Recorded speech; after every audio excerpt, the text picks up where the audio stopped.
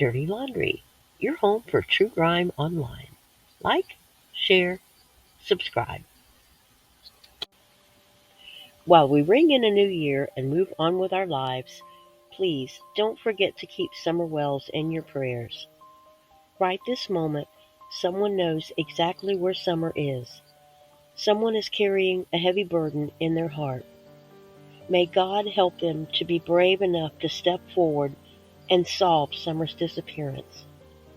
Summer Moon Utah Wells is 5 years old and has been missing from Rogersville, Tennessee since June 15th of last year. In June, she was 3 feet tall and weighed 40 pounds. Her height and weight may vary a little now. Summer has blue eyes. Look closely. She could be wearing a face mask or even dressed as a boy. If you know anyone who may have recently taken in a child around Summer's size, please look twice. If you can help with any information in the case or think you may have seen Summer, call TBI at 1-800-TBI-FIND. God bless your heart, and as always, thank you. And now, Dudley Done Wrong. Dudley and Linda Ajan are telling their side of the events surrounding his termination from Tucker Drywall and Don's odd behavior in the day before Summer disappeared. They claim that Don sabotaged him and that he and Candace aren't fit to be parents.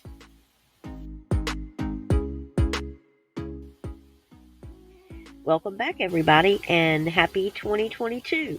I hope everyone had an awesome New Year. I spent my weekend doing chores and trying to stay caught up on any news about Summer. There was a bit of crazy going on regarding Candace on a live, but I'll cover that in the next video. The highlight of this weekend's coverage, without a doubt, was Sweetie Pilo's outstanding interview with Dudley and Linda Ajan.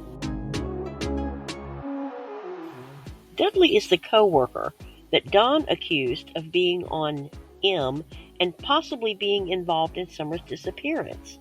At over 200 pounds, he does not appear to be hooked on stimulants and says he will happily take a test to prove it. Dudley and Linda finally get a chance to share their side of the story. Dudley, also known as Ray, says that he was working with Don a few weeks before Summer vanished. He says he had previously worked for Tucker Drywall before, and he even had his own drywall business back in Louisiana for 18 years.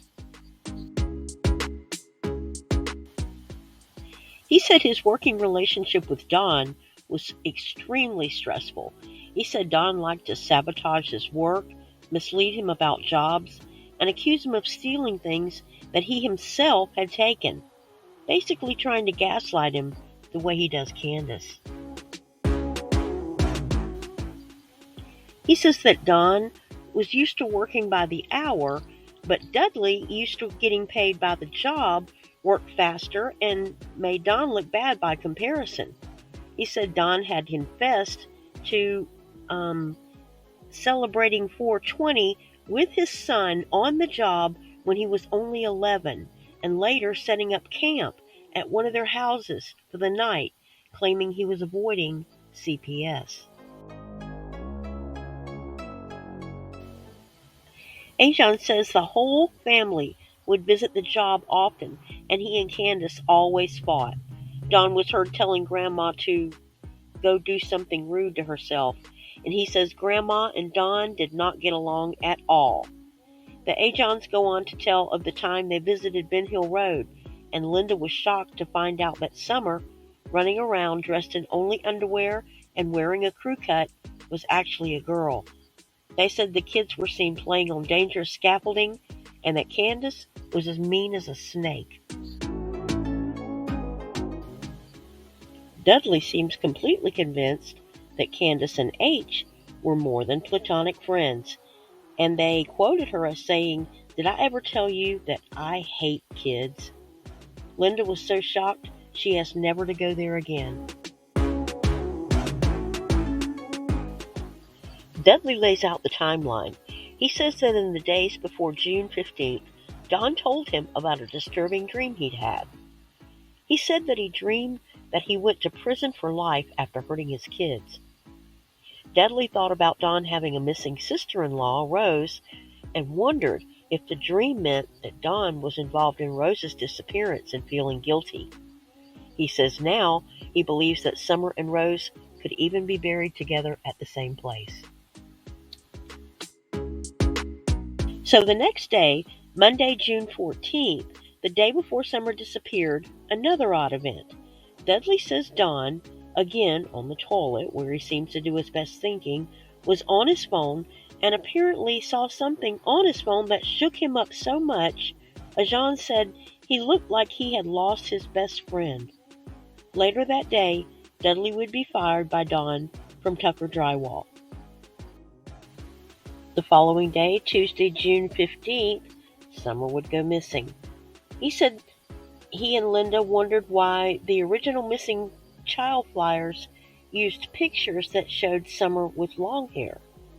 Dudley said that the next day, Wednesday the 16th, Don actually sent L.E. to Dudley's father's house to interrogate him, knowing Dudley wasn't even in town. Thursday or Friday of that week, he says they met up at Dudley's house to settle his final pay. Don reportedly paid him only $300 of the $1,800 he says he was owed. I think this is the last contact they said they had with Don. Sweetie Pilo, or Lauren, points out that the agents just want to tell their side of the story. They say they have told everything they know also to L.E. The link is below. I highly recommend watching her whole video. It's fascinating and very tastefully done. I subscribed and look forward to more of her work. It was refreshing to hear a controlled question and answer session as opposed to the chaos between other creators and their guests this weekend. Stay tuned. Coming soon is Candace crying out for help, or once again, crying wolf. Back soon with a breakdown of the New Year weekend's Battle of the Creators. Thank you for your kind wishes and support this year. I hope 2022 brings justice for Summer and lots of blessings for you and yours. Keep praying. Peace, love, and clean laundry.